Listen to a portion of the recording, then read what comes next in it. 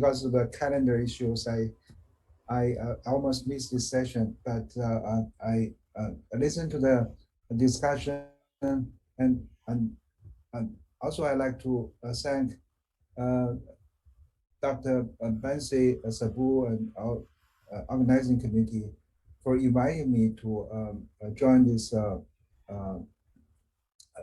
Diabetes India Congress. I attended several Congress before, and then due to this pandemic, I cannot make the trip. But I share. I hope I can share this,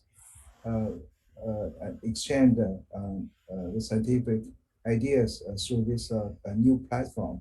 So, assignment that I was given by the organizing committee is to talk about how different between the DPP-IV inhibitor and GLP-1 receptor agonist.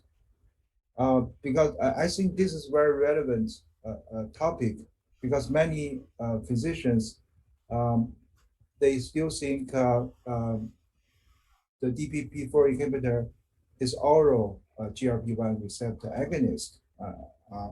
So first,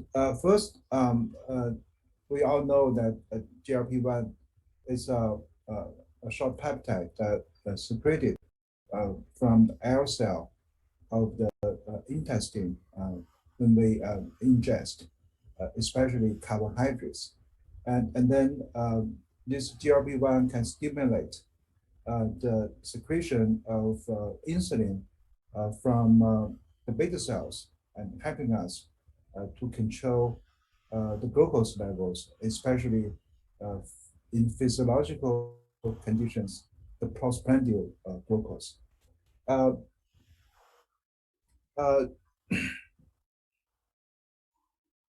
So the GLP-1 secretion through from the air cells and then enter the bloodstream. Actually, the GLP-1, in addition to glucose control, also have many other functions physiologically. But in the treatment of diabetes, we use two strategies. One strategy is to use the DPP-IV inhibitors to decrease the degradation of GLP-1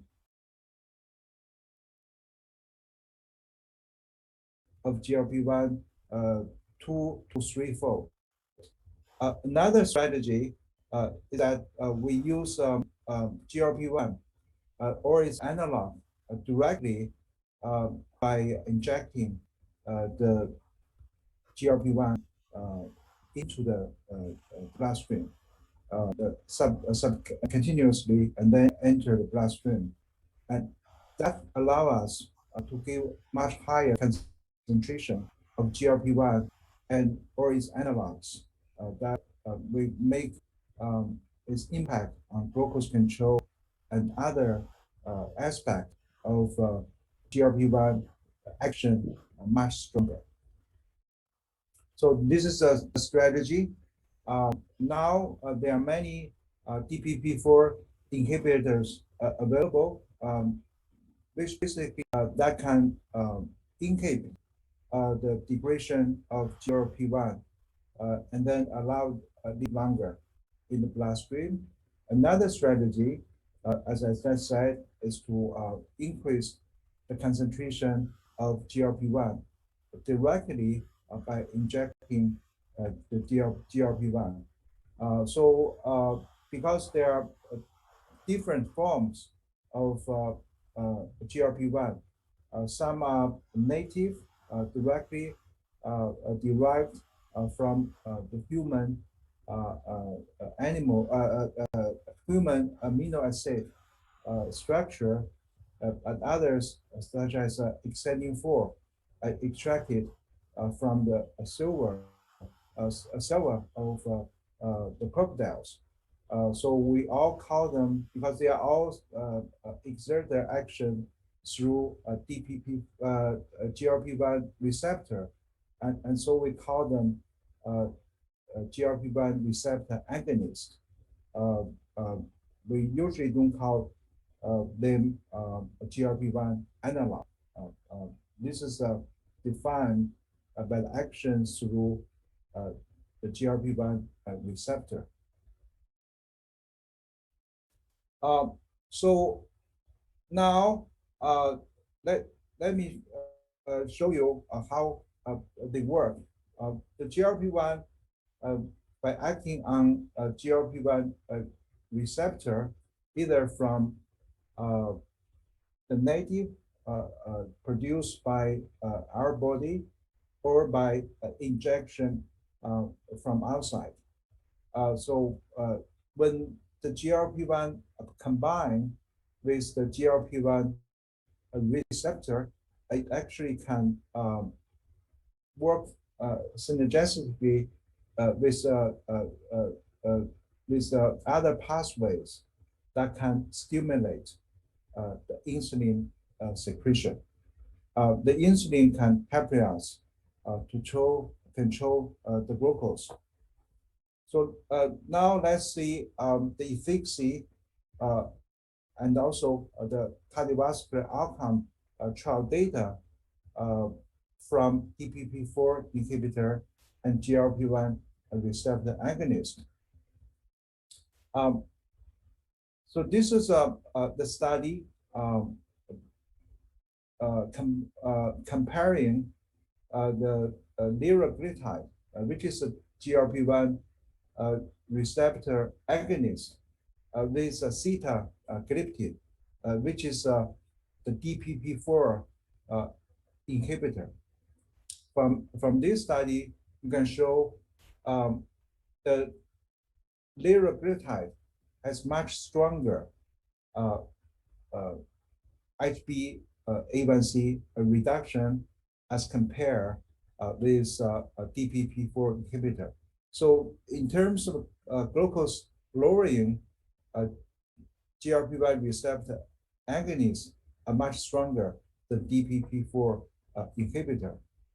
Also, there are many other studies, including the study from China, which we had conducted recently, showing this phenomenon is not only observed in a Caucasian population, but also in other ethnic groups. So in our study, we compared the semaglutide, which is another once weekly GLP-1 receptor agonist with sitagliptin.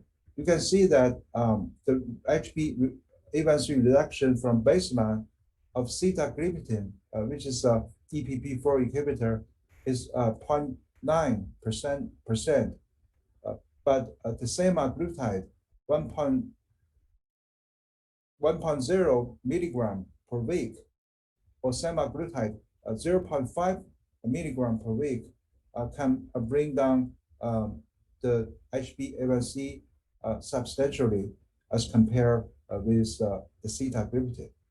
The same was also observed in other studies. So from both once daily and once weekly GLP-1 receptor agonist, we can observe the same comparative efficacy as compared with sitagliptin. This translated into a much higher percentage of individuals that meeting the goal of HbA1c control. For example, in our study, about 82% of type 2 diabetes treated with semaglutide reached HbA1c goal of less than 7%, where in the DPP-IV inhibitor is already 45%. So both in terms of HbA1c reduction as well as the target, the percentage individuals reaching the target, the GLP-1 receptor agonists are much stronger than DPP-IV inhibitor. This was also summarized by a meta-analysis of all these clinical studies comparing GLP-1 receptor agonist with DPP-IV inhibitor. So you can see from this force trait plot, in general, when compared with DPP-IV inhibitor, GLP-1 receptor agonists bring down more, give you more than 0.5% of HbA1c reduction. This is what we can expect it when we prescribe GLP-1 receptor agonists as compared with prescribing DPP-IV inhibitor. In terms of lung clinical outcomes, several DPP-IV inhibitor had conducted the cardiovascular safety trials. It's also neutral as compared with the placebo on top of standard care. From those studies, we can conclude that DPP-IV inhibitor are cardiovascular safe, but at the same time, it didn't show the cardio protection. We're in several trials using the GLP-1 receptor agonist. It shows that comparing with a placebo on top of standard care, the GLP-1 receptor agonist actually can reduce the risk of cardiovascular outcomes as defined by stroke, non-vital stroke, non-vital coronary artery disease, and also the death due to the myocardial infarction and stroke. So from here, we can conclude that the GLP-1 receptor agonists are cardioprotective. So give you more benefits, not only on glucose control, but also on reducing the long-term cardiovascular risk. Several trials, such as REVENT trial and exert trial, also confirm this observation. So there are other benefits that can differentiate the GLP-1 receptor agonist and DPP-IV inhibitor. For example, there's no study showing that DPP-IV inhibitor can actually improve the NASH, the fatty liver. But a recent study conducted using the semaglutide, which is a once weekly GLP-1 receptor agonist, shows it can reduce the risk or improve the NASH, the fatty liver, non-alcoholic fatty liver disease.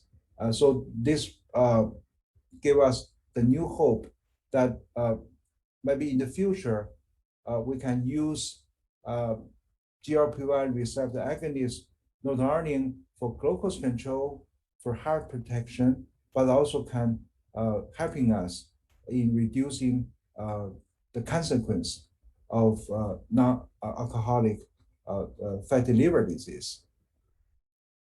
For example, in this trial using semaglutide, there's observation that the treatment with this GLP-1 receptor agonist can actually improve resolution of steatohepatitis and also no worsening of liver fibrosis.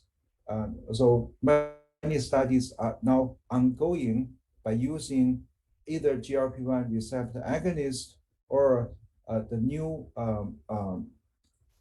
forms of GLP-1 receptor agonists by combining with like GIP, such as TZP from Eli Lilly. So in the future, maybe we'll have a GLP-1 based therapy that can helping us in the fatty liver disease. So in summary, DPP-IV inhibitor and GLP-1 receptor agonists, they're all based on the GLP-1 mechanism. But actually, since the GLP-1 receptor agonist can substantially increase the GLP-1 or GLP-1 analog concentrations, pharmacologically, it have a stronger impact on glucose control, and also it shows the cardiovascular protection.